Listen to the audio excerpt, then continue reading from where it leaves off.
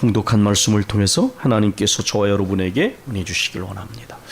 사도행전은 복음이 널리 퍼지는 과정을 기록하고 있습니다. 사도행전의 주제 구절은 우리가 아는 것처럼 1장 8절입니다. 성령이 너에게 임하시면 너희가 권능을 받고 듀나미스, 파워입니다.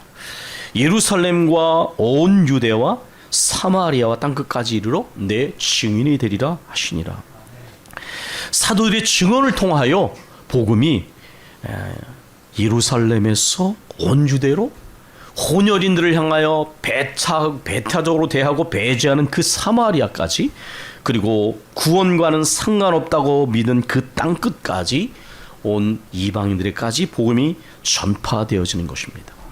근데 이러한 일들은 인간의 계획이나 능력과 권세로 이루어지는 것이 아니라 하늘의 능력이신 성령께서 그들 가운데 임재하셔서 능력과 지혜와 권세로 역사하실 때에 일어나는 일입니다. 그래서 신학자들 중에는 저는 정확한 언급이라고 봅니다. 이 사도행전은 사도들의 행전이라기보다는 엄밀한 의미에서 성령 행전이라고 불러야 한다. 왜냐하면 그들이 비록 증인되었을지라도 그들 속에 역사하시는 성령께서 행하시는 일들을 그들이 이루는 것이기 때문에 사도행전은 성령 행전이다, 이렇게 말하기도 합니다. 이렇게 성령께서 임재하실 것이라는 것은 구약 성경에도 이미 나와 있습니다. 우리 새벽기도 시간에 얼마 전에 요엘서를 읽었지 않습니까? 요엘서 2장 28절로 29절 이렇게 말합니다. 그 후에 내가 내 영을 만민에게 부어주리니 너희 자녀들이 장래일을 말할 것이며 너희 늙은이는 꿈을 꾸며 너희 젊은이는 이상을 볼 것이며 그 때에 내가 또 내 영을 남종과 여종에게 부어줄 것이다. 우리가 하나님을 믿을 때 중요한 것은 약속의 말씀을 붙잡는 것입니다. 하나님의 말씀에 약속을 믿지 않고 신앙생활하면 자기 중심을 벗어나기 어렵고 상황에 휘둘리고 관계에 영향을 받고 감정의 지배를 받는 일을 벗어날 수가 없어요. 항상 하나님의 말씀에 굳건히 서야 합니다. 성령께서 우리에게 임재하실 것이다 라고 하는 것을 이미 말씀하셨고, 또 주님께서도 사도행전 1장 4절 5절에 그것을 확인하셨습니다. 사도와 함께 모이사 그들에게 분부하여 이르시되 예루살렘을 떠나지 말고 내게서 들은 바 아버지께서 약속하신 것을 기다리라. 요한은 물로 세례를 베풀었으나 너희는 몇 날이 못되어 성령으로 세례를 받으리라. 여러분께서 구약 성경을 읽으시면 하나님께 기름 부음 받은 사람들이 그 사명을 감당하기 시작할 때 반드시 하나님이 새 마음과 새 신을 부으셨습니다.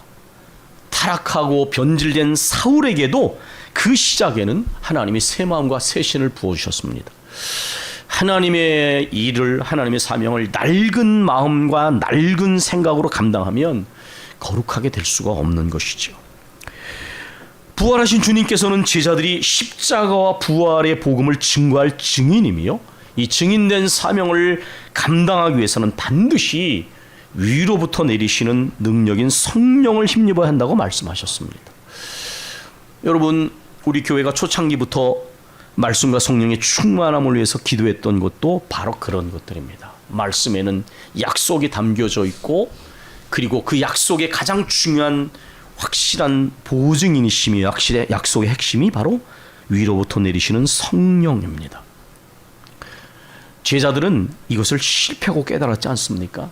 하나님의 일, 내가 가진 성실성과 내가 가진 능력과 지혜로 충분히 감당할 수 있어. 그러한 마음 때문에 반쪽짜리였죠. 우리는 자신만만했던 베드로를 비롯해서 12 제자가 어떻게 실패했는지를 잘 알고 있습니다. 그 실패는 필연적이다, 저는 그렇게 생각합니다. 그 무너짐이 없으면, 그 자아의 견고함과 어설픈 자만심이 깨지지 않으면 주님을 의지하는 것은 언제나 반쪽이 됩니다. 제자들이 십자가 사건 이전에 그 주위를 둘러싸고 있는 실패를 철저하게 경험하고 나서 철저하게 주님을 의지하는 그러한 일을 하게 되지 않습니까? 바로 기도가 전적으로 주만 의지하는 믿음의 편이다. 바로 그런 고백이 담겨져 있는 거예요. 기도는 종교적 행위가 아니라 전적으로 전심으로 주를 의지하는 믿음의 편이 기도이다. 바로 그 고백이 여기에 이런 거에 담겨져 있는 것입니다. 이제 주님의 이름으로 죄사함을 받게 하는 회개가 예루살렘에서 시작하여 모든 족속에 전파될 것이 기록되었으니 너희는 이 모든 일의 증인이라. 볼지어다 내가 내 아버지께서 약속하신 것을 너희에게 보내리니 너희는 위로부터 능력으로 입혀질 때까지 이 성에 머물라. 하나님의 뜻을 깨닫고 깨달은 하나님의 뜻을 행하는 것도, 그리고 사명을 감당하는 것도 말씀에 사로잡히고 성령의 능력을 힘입어야 하는데, 우리가 이걸 인정하지 않으면 계속 실패하게 됩니다. 계속 변덕스럽고 계속 신앙생활에는 의심과 갈등을 벗어날 길이 없어. 만약에 여러분 여기 앉아 계신 여러분 중에 신앙생활에 기쁨이 없으면 왜 그런가를 점검해 보십시오. 왜 언제나 우왕좌왕하는가를 생각해 보십시오. 하나님을 믿으려면 온전히 믿고 순종을 하려면 순종해야 돼. 유보하고 끊임없이 반쪽만 주님께 드리기 때문에 그런 마음에 기쁨이 없는 거예요. 위로부터 내리시는 성령의 능력을 힘입어야만, 말씀에 사로잡힐 때만 하나님의 뜻을 분별하고 깨달은 하나님의 뜻을 행할 수가 있는 것입니다. 우리가 진실하고 겸손하면 이것을 우리가 체험하고 인정할 뿐만 아니라 체험하게 될 것입니다. 만일 너희 속에 하나님의 영이 거하시면 너희가 육신에 있지 아니하고 영에 있나니 누구든지 그리스도의 영이 없으면 그리스도의 사람이 아니니라. 그리스도인이 그리스도인다우려면 우리 안에 거룩하신 성령이 내주하심을 따라 나가야 합니다. 교회가 교회답기 위해서는 말씀에 사로잡히고 성령의 충만함을 힘입어야 합니다. 말씀 안에서, 성령 안에서 그리스도인들이 끊임없이 새로워지고 교회가 거룩하게 지어져 갈 때에 그리스도인이 그리스도인답고 교회가 교회다워지는 것입니다. 처음 시작된 초대교회도 그렇게 말씀의 약속을 붙잡고 간절히 기도하는 가운데 성령의 충만함을 받았습니다. 성령 충만한 사람들을 통하여 교회가 세워졌고 계속해서 복음이 전파되어 교회가 세워졌습니다. 초대교회 생생한 모습은 사도행전 2장 41절로 47절에 기록되어 있습니다. 베드로의 설교를 듣고 3,000명이 회개하고 세례를 받았습니다. 세례를 받았다고 하는 것은 예수께서 구주와 주님이 되신 사실을 믿음으로 고백한 사람들이라는 그러한 표식입니다. 그들이 신앙생활하는 모습을 이렇게 기록하고 있습니다. 그들이 사도의 가르침을 받아 서로 교제하고 떡을 떼며 오로지 기도하기를 전혀 힘쓰니라. 사람마다 두려워하는데 사도들로 말미암아 기사와 표적이 많이 나타나니 믿는 사람이 다 함께 있어 모든 물건을 서로 통용하고 또 재산과 소유를 팔아 각 사람의 필요를 따라 나눠주며 날마다 마음을 같이하여 성전에 모이기를 힘쓰고 집에서 떡을 떼며 기쁨과 순전한 마음으로 음식을 먹고 하나님을 찬미하며. 이것은 언젠가 표현한 것처럼 교회의 교회다움, 그리스도인의 그리스도인다움, 그리스도인과 교회의 정체성을 드러내는 내용입니다.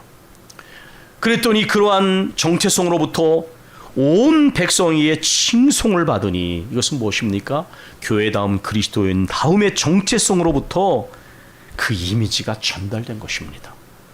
바깥의 백성들에게 칭송을 받았습니다. 그리고 그것에 대해 주님은 이렇게 축복하십니다. 주께서 구원받는 사람을 날마다 더하게 하시니라. 제가 이 본문을 가지고 정체성과 이미지로 표현했던 것을 여러분 기억하실 것입니다. 제가 CI를 오랫동안 가르쳤고 연구했습니다. Corporate Identity. 그게 조직 정체성으로 번역이 되면 혼란이 생깁니다. 코르푸스라는 라틴어의 어원을 생각하면 저는 이것은 한몸 정체성으로 번역해야 된다, 그렇게 제 나름대로 주장해 왔습니다. 어떤 조직이 핵심 역량과 인정되어진 퀄리티 브랜드와 함께, 그 현실적인 성공의 요인인데 정신적 토대는 일체감과 동일시입니다. 어떤 조직이 견고하려면 이 조직을 내 몸처럼 사랑하고 이 조직이 가지고 있는 가치와 모든 지향성을 내 것으로 동일시하는 사람들이 늘어가야 합니다. 마치 잭 웰치인가요? 가장 완전한 조직은 종교적이다. 예, 맞습니다. 가장 완전한 조직은 이의 타산이나 어떤 자기의 도라고 생각하지 않고 순수하게 조직을 사랑 헌신하는 사람들에서 움직이기 때문에 가장 완전한 조직은 종교적인 게 맞는데, 교회가 교회답고 그리스도인이 그리스도인다울 때 이 정체성으로부터 하나님 백성의 거룩한 공동체, 순수한 공동체, 사랑의 공동체로서 이미지가 전달될 때에 교회가 하나님의 복음을 전하는 길에 장애가 사라지게 되는 것입니다. 하나님께서는 이러한 교회에 구원받는 사람을 날마다 더하게 하셨는데, 우리 교회에 바로 기도하는 제목이 바로 그런 것입니다. 제가 가치와 경영연구소를 세운 지 10년이 넘었습니다. 이 연구소를 세울 때의 설립 목적은 두 가지였습니다. 한국 사회의 기본적인 가치가 너무나 실종돼 가고 있다. 서로를 존중하고 배려하고 공동체적인 삶을 위하여 지켜야 할 질서를 지키는 것은 고차원적인 가치가 아니라 기본적인데, 그 가치가 무너져 가고 있습니다. 한국 사회의 기본적인 가치가 회복되는 일은 아주 중요한 일이라고 봅니다. 두 번째로는 교회를 교회답게, 그리스도인을 그리스도인답게 하는 것이었습니다. 우리 교회의 창문 밖에도 교회를 교회답게, 그리스도인을 그리스도인답게는 문구가 붙어 있습니다. 제 나름으로는 제게는 일관된 관심사였고 지금도 그러합니다. 저는 교회가 규모가 커지는 것보다 교회가 교회답기를 원합니다. 참으로 그리스도인들이 그리스도인답기를 원합니다. 제가 언젠가 타이핑을 하다가 조직 정체성을 치다가 아이패드상에서 패트핑거 현상으로 조작 정체성이라고 쳤습니다. 교회는 교회다움을 조작할 수 없습니다. 그것은 바리새인적인 위선을 익히는 것입니다. 그리스도인은 그리스도인다움을 조작해낼 수 없습니다. 그것은 우리에게 가능하지 않습니다. 진실한 믿음, 경건한 두려움으로 절제하고 근신하고 주님을 향하여 온전히 순종하고, 때로는 우리 자신을 쳐서 복종시키며 주님의 은혜에 사로잡혀 주를 섬기고 봉사하고 믿음 생활하면 이겨낼 수 있다는 것입니다. 우리 선배들은 그렇게 말했습니다. 사람 보고 신앙생활하고 사람 보고 봉사하지 마. 그게 무슨 말입니까? 은혜 때문에 믿음 생활을 시작했으면 주님 바라보고 가면 어떤 시험도 이겨냅니다. 은혜 때문에 주를 섬기는 것이 칭찬받고 인정받아서가 아닙니다. 그거는 얕은 뿌리가 내려진 식물과 같은 거예요. 그러한 봉사생활은 쉽게 시험에 걸립니다. 오직 은혜 때문에 믿음 생활하고 은혜 때문에 섬기고 봉사하면 뿌리가 깊이 내려진 나무처럼 뽑히지 않는 것이죠. 경건한 두려움, 하나님을 경외하는 신앙입니다. 은혜에 사로잡혀서 할 때에 순수해지는 것입니다. 교회다움은 그리스도인의 그리스도인다움이 저에게는 언제나 관심사였고, 오늘날도 우리 교회를 향한 저의 기도 제목이고, 저는 우리 모두가 그렇게 가야 하리라 생각합니다. 이러한 초대교회는 이렇게 갔습니다. 우리 인간적인 소원을 따르면 이대로 평안하게 아무 문제가 없이 그저 교회가 은혜 가운데 머물러서 성장하고 갔으면 하는 생각을 할 수 있습니다. 그런데 하나님은 우리 생각하고 다르신 것 같습니다. 평안함을 추구하며 어느 순간에는 안주가 되고 집착이 되고 그 울타리를 벗어나지 못하게 됩니다. 하나님은 때로, 맹자도 그런 표현을 썼는데, 흔들어대시는 때가 있습니다. 그 흔드심을 통하여 안주하지 않게, 집착하지 않게, 울타리에 갇혀있지 않게 우리를 흔들어대시는 것입니다. 스데반 집사님이 순교 이후에 교회가 큰 박해를 받았습니다. 그러나 우리는 이 박해의 의미가 무엇인지 압니다. 사도들 이외에는 모든 그리스도인들이 뿔뿔이 흩어졌습니다. 그러나 놀랍게도 이 흩어짐이 그들이 그렇게 멸시하고 배척하던 혼혈이 살던 사마리아의 빌립지삼을 통하여 복음이 전해지는 계기가 되었습니다.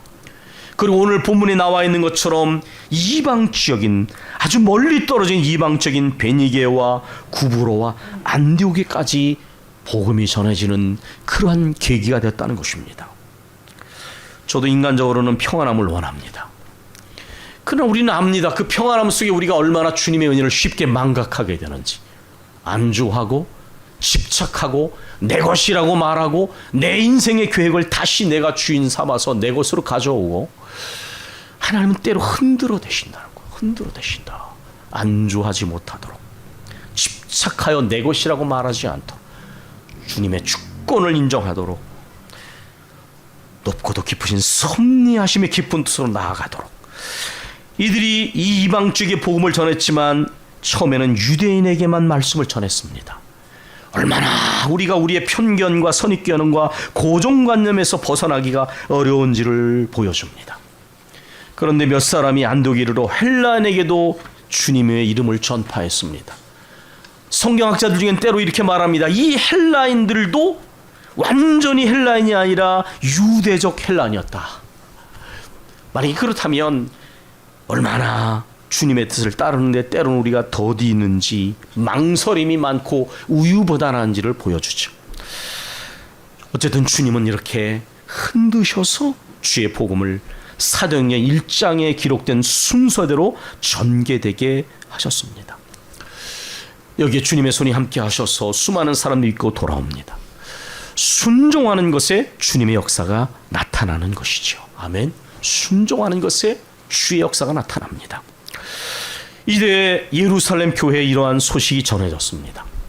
그들도 처음에는 수장했던 베드로조차 편견을 이겨내지 못했지 않습니까?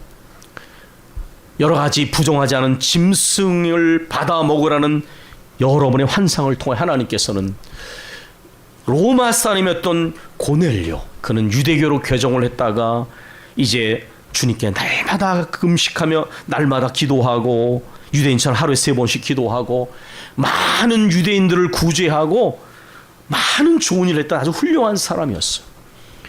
하나님께서는 베드로를 고넬료에게 보내셔서 그 가정 전체를 영접하게 하십니다. 이런 편견이 깨지는 사건을 통하여 베드로와 예루살렘 교회 사도들의 편견이 깨지기 시작합니다.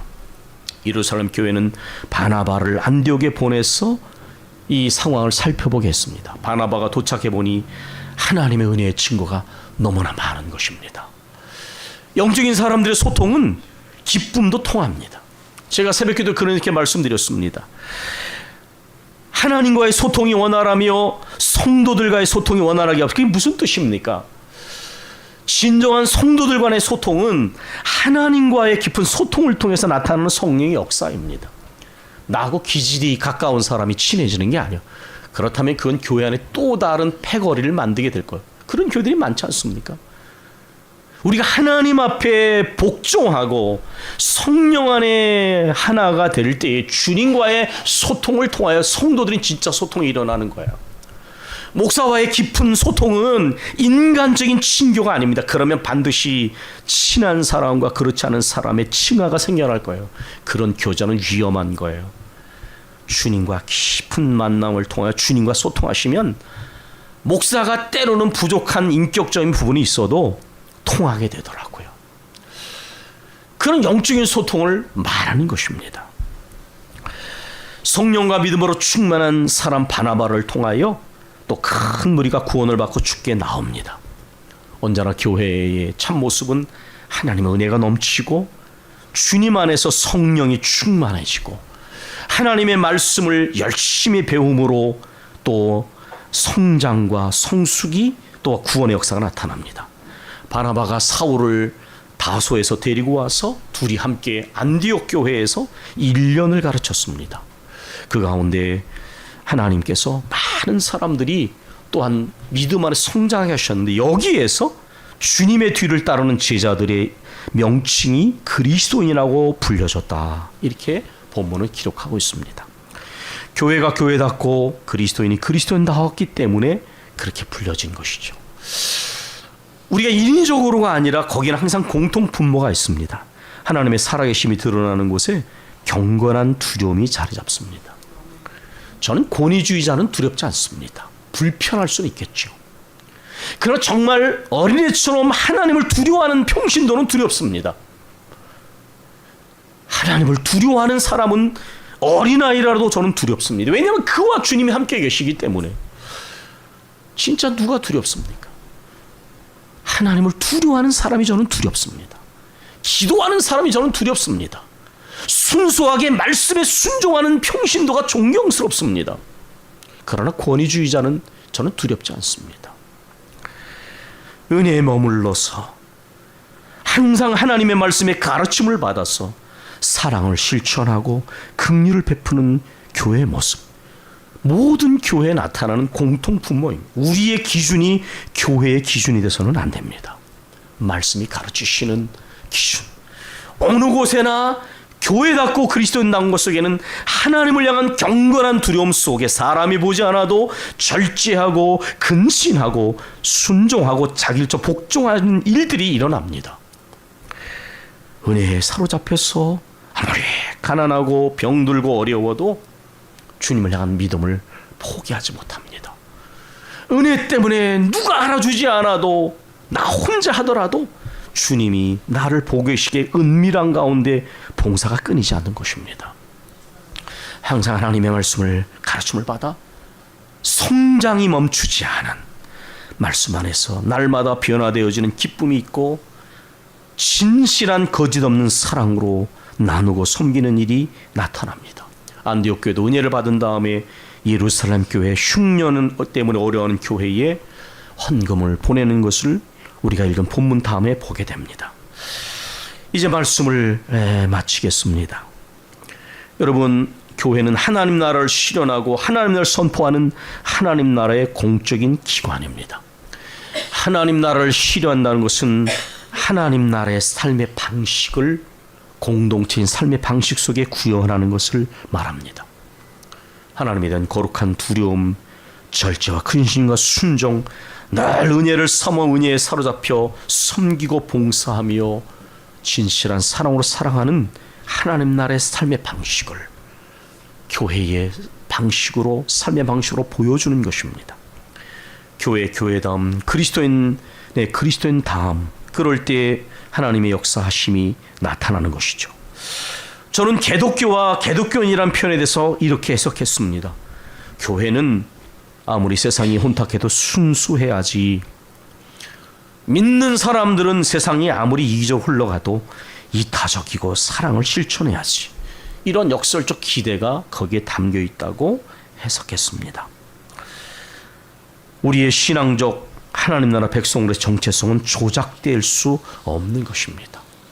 만약에 어떤 조직이 비싼 광고료와 연예인을 고용해서 아무리 광고를 해도 실제적 행동이 다르면 그 비싼 광고료가 역효과가 납니다.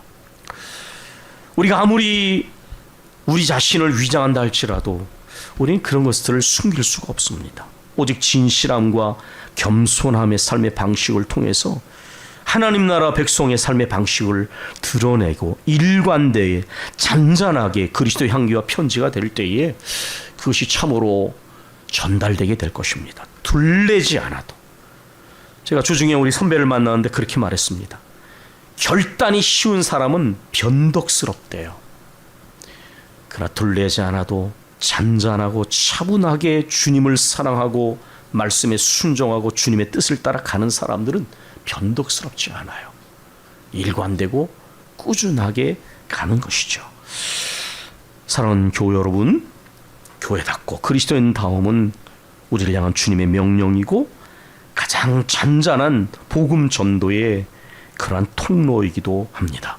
주신 말씀을 생각하면서 우리는 일관되게 교회다움과 그리스도인다움을 사모하며 나아가서 우리를 통하여 주님께서 이루신 구원의 역사들이 많이 나타나기를 사모합니다. 우리 기도하겠습니다.